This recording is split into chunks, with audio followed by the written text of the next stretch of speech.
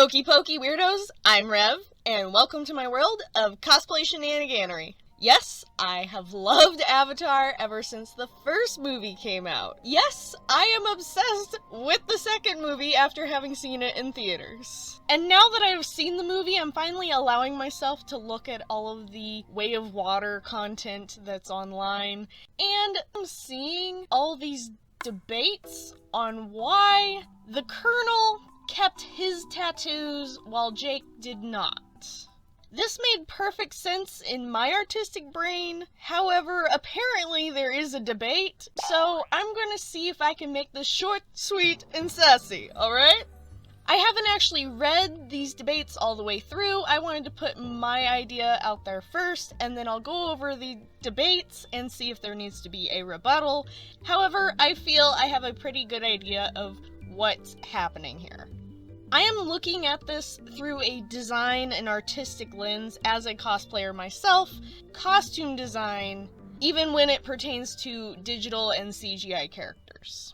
But before I get ahead of myself, let me rewind and look at this through the concept of the world building.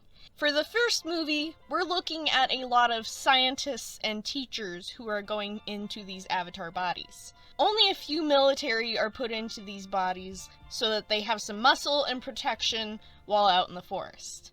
Otherwise, we've got characters like Grace, who are there to collect samples and run tests and integrate with the Na'vi people. With needing to have humans that are in Na'vi form who are able to work with, act like, talk like, and even teach, and most importantly, learn from them, you want as few ways to individualize them as possible. The Four Fingers was a decision on keeping the humans more comfortable with being able to use their hands. Losing a pinky for most humans would be a pain in the butt. So the Four Fingers gives them a little bit of difference in a design perspective, as well as a comfortability perspective for the characters within the movie. With Jake coming into this, yes, he has tattoos, but he was not the one supposed to go into this avatar body. It was supposed to be his brother. And as far as we know, his brother didn't have any tattoos. While they could have added Jake's tattoos to this body, the scientists wouldn't want him to have these tattoos because he's already different enough in his training and his physical capabilities and everything else that has to do with being put into an avatar body and being able to integrate into the Na'vi world. If he had his on his avatar body, then there would be another identifier for the Na'vi people to realize that he is different, he is of demon blood, and he is not welcome here. Jake already had to deal with enough of that in the first movie without the tattoos. And even if Jake wanted to keep his tattoos, throughout the whole first movie, he's this character of, okay, whatever. So if he had said he wanted to keep his tattoos and the scientists told him no, it would be an, okay, whatever, moving on. You don't get to have the tattoos, buddy. Moving on to movie 2, we get the B team, the blue team,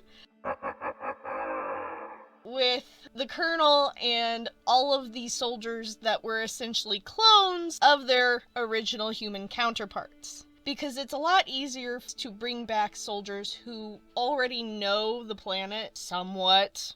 Most of them are still idiots. Anywhoosie, for the B team, this is a completely different avatar program. The first one was learning, teaching, and integration. This one is we will tread on you, and murderization is always an option.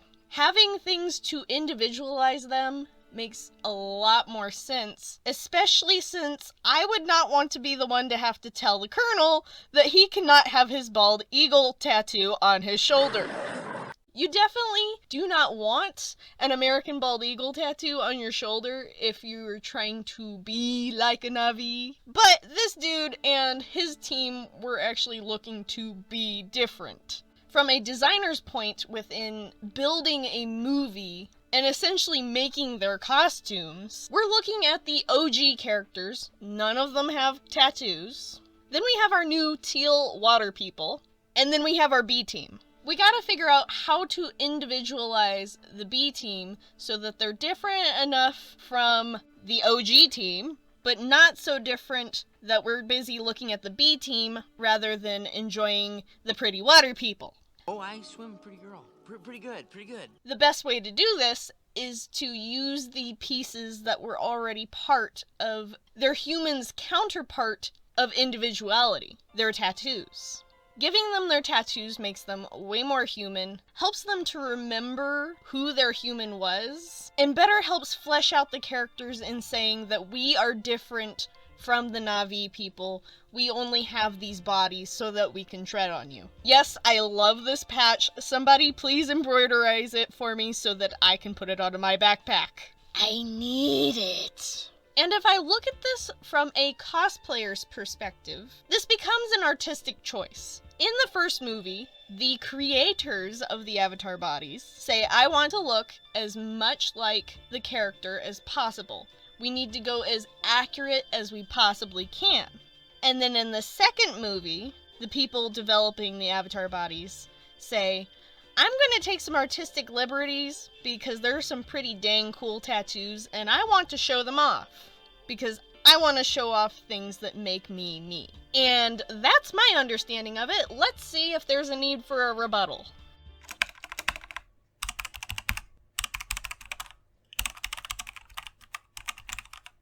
Nope. Looks like we're in agreement here. Most people seem to get the fact that the tattoos are an artistic choice. No, tattoos are not a genetic thing, and it's not going to carry over to the next body. We're also dealing with that stereotype of, oh no, the villains have tattoos, they're scary. And it's a dumb stereotype, but we all know what it means. It works, I guess. The Colonel likely elected to have the tattoo put back on because it has sentimental value to him. Plenty of people were upset about this villain returning. They wanted him to stay dead. They hate him because he is so cartoonishly villainous. However, that is why I love him so much, because I love to hate him. Jake would not have had the tattoo reapplied to his avatar body because he needed to be assimilated. Those were my quick little thoughts on that. Also, if anyone wants to join me in the comments and fangirl over Avatar, please do. And I'd love you all to share your favorite scenes down in the comment. My favorite scene is when the Colonel catches Jake's kids and asks Loak to show him his fingers. And Loak is just like... And then the Colonel goes, yeah, you're Jake's kid. Oh, I love it. Fangirl with me in the comments, and remember to subscribe. We got thumbs and a ding on that bell. And welcome to the madness.